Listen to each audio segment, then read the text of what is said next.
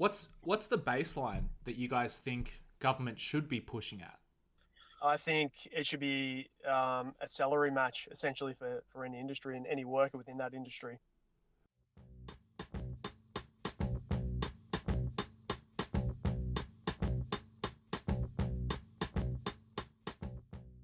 Hello and welcome to the final episode of the Rock Does Dishes 2 podcast.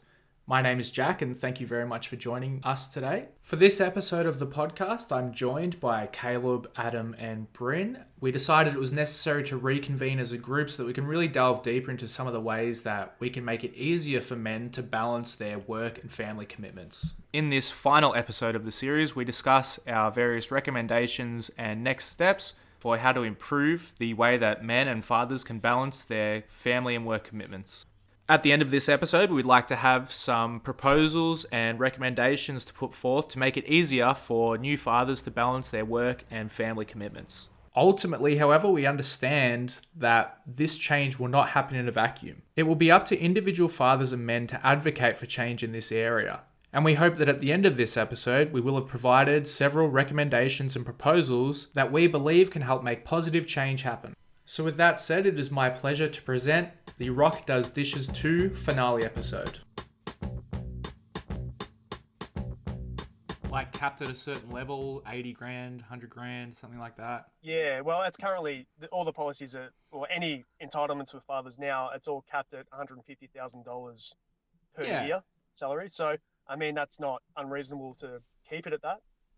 So I would hazard a guess that that's pretty close to like most means tested policies in Australia. Around like that 150 mark is where you no longer have entitlements to things in existing frameworks, right? So it does kind of make sense to cap it at that level. I guess how long are you looking at? How long do you think that the government should be matching the salary for? I mean, I would say like the 2 weeks you've got right now, that's nothing, if you know what I mean. So I'd say at least a month, possibly longer. Like, As a secondary carer, do you mean, or yeah, as the secondary carer. are you coming at from the angle that, like, say the dad and partner pay as an example? If we were to rename that the secondary carer pay, remove the gendered aspect of that, do you think that should be around a month rather than the 2 weeks, and Yeah, wage matched up to a point, more yeah, or I less? do. Like, to be honest, I don't think it's reasonable to ask the government for anything more, because they just wouldn't do it. Like I think that's probably the upper limit of what you'd get. It's Um, interesting that that is your proposal because that's identical to the Greens policy on fathers' entitlements, Interesting. salary match, and a month of leave. yeah. Very interesting. Yeah. So it kind of seems like the Greens are going for something that's maybe achievable, which doesn't seem like the Greens at all. Like,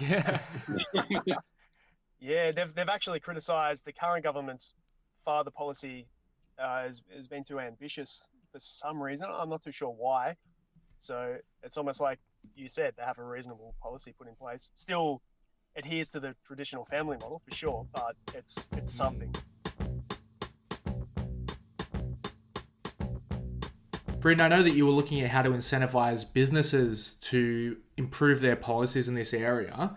Why don't you start us off with your recommendations about what industry can do to fix this problem?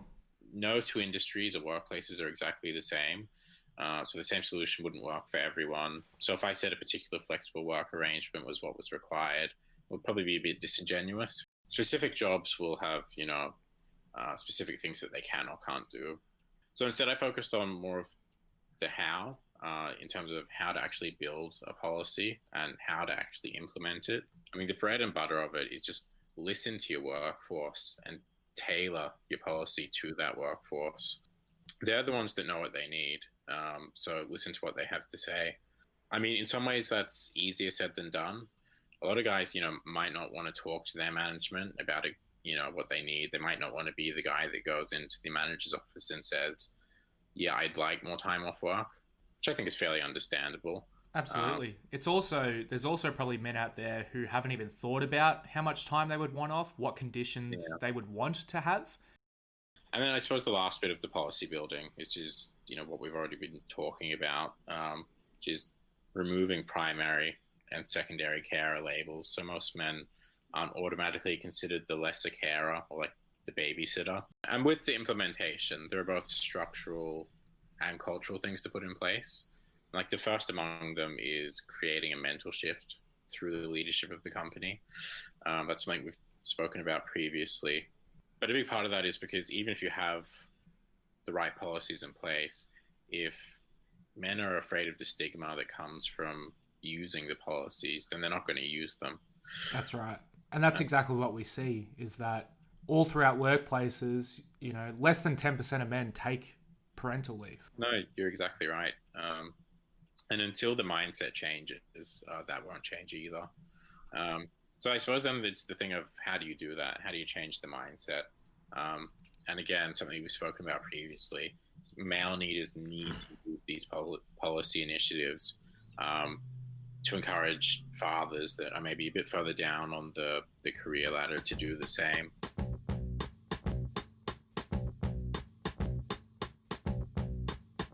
Clear guidelines should be available and advertised to minimize uncertainties for workers.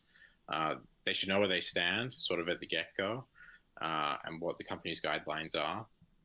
And even if those guidelines are just the company saying, we will only adhere to the minimum requirements, at least they know where they stand and they know that that's the position they have to negotiate from, which I think is really important. Having those guidelines should be a legislated requirement for businesses. Mate, I think those are really comprehensive, really practical solutions that people can look towards. And like the benefits of that seem obvious, and it doesn't, obviously it would be a lot of work, but it doesn't seem like it would be difficult. It doesn't seem like it would be difficult to educate workers, enforce that businesses do need to educate their workforce, tell them about these policies. I mean, everyone seems to win from that. Unlike Bryn's, my recommendations are much less step-by-step practical. They're more coming from, there's no easy way to say this is how you just make culture change, right? There's no easy fix for that. My primary recommendation out of this whole thing is that we really do need to eliminate that primary-secondary distinction. And part of that is in the business side of things, part of that is in the legislative side of things, and part of that is from a cultural kind of the way people live their lives as well.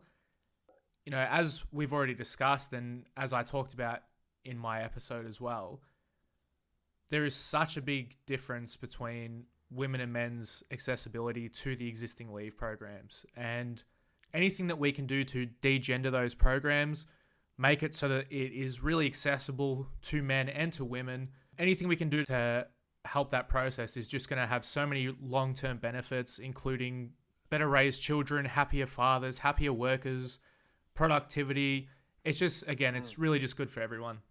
Jack, can I ask, because it's such like a multifaceted task, and like it's really a huge undertaking, completely changing the mindset of basically society.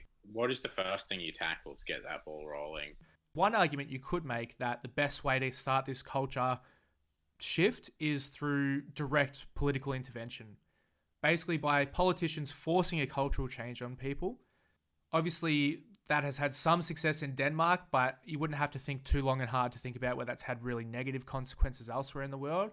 On the flip side of that, you can kind of leave it to a more organic growth solution. Part of that is educating men on what the current issues are in this area and advocating for change as well. Because what will happen is as men start to understand this topic a lot more, something that really impacts them, their children, their families, their wives, all of their immediate family members, everyone they know really, they will want to change it. So the second big recommendation that I have actually is that we need to really be educating men in the workforce, outside of the workforce. This should be stuff you're covering in year 9, whatever your class is, year 9 politics, year 9 industrial application, whatever they teach the kids at school these days.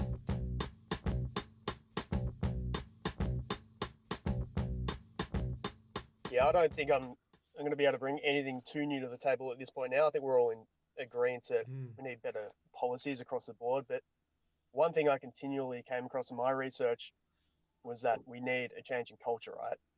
Which is no secret, but no one was coming to the table with anything tangible. So no actual strategy. So, I mean, I almost feel like we've we've done more with that in our logo. We've put the rock in an apron.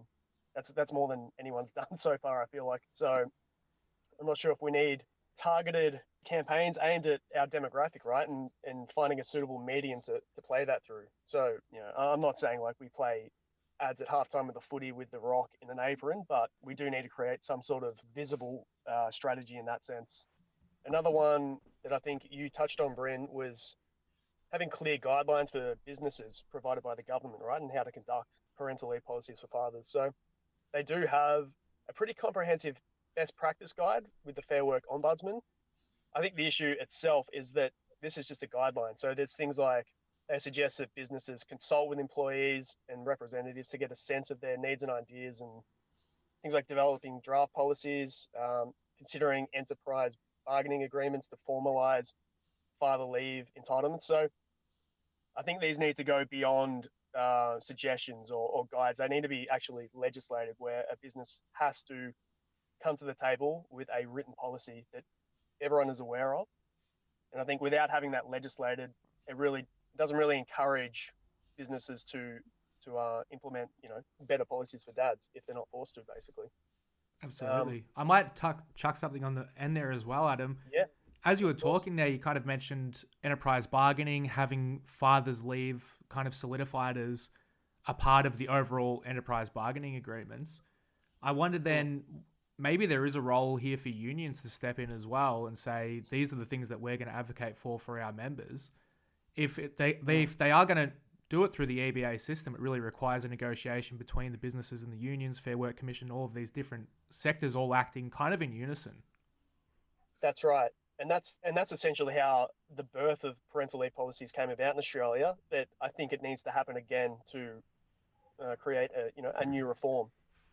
Something else actually came across that I think is worth doing that might help is, so a lot of the cases I came across within the Industrial Relations Commission or the Fair Work Commission, a lot of the hearings related to fathers and discrimination rarely went in the favour of the father itself. So I think we need to have a bit of a look at why this continually happens in case hearings. I'm certainly not suggesting a royal commission into case verdicts related to parental leave or anything like that, but I think it's worth having a bit of a dig around and seeing why this keeps occurring, and we can maybe figure out how to stop that occurring. Do you think it's because, in a lot of ways, the culture influences the policy too much? I think that's certainly the case. I think ultimately it does come down to culture. Obviously, addressing that, it's a multi-layered approach.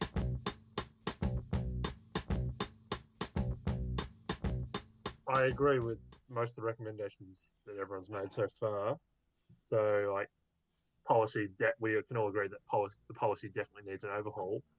But I would argue that if there's no one who is willing to take the leave in the first place, it doesn't really matter what level your policy sits at, because people aren't willing to take the 2 weeks leave.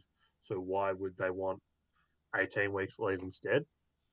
If they're too embarrassed to ask for 2 weeks, then there's no chance they'd ask for 18 weeks. It's definitely a more cultural problem than it is a policy sort of. So, like as we were talking about in our introduction episode, you have news articles about Boris Johnson and the Japanese minister who are taking leave. So, this is the kind of exposure that these leave schemes need to have men have the confidence to take that leave. So the more often that this stuff is put in the news, that these powerful men are taking leave, so why shouldn't you? All organisations where there are generous parental leave policies, paternity leave policies, have the management take it. So if they buy into the culture, then all the workers under them will buy into the culture, and that'll just improve the system as a whole.